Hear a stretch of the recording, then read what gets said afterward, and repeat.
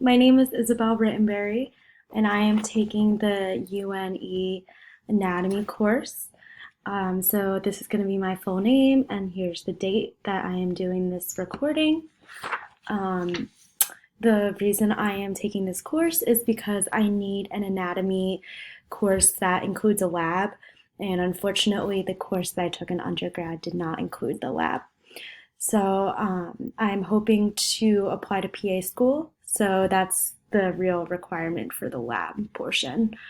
Um, I graduated from Syracuse University in 2020.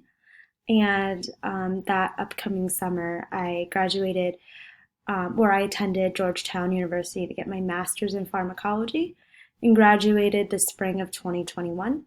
And I'm currently still residing in DC.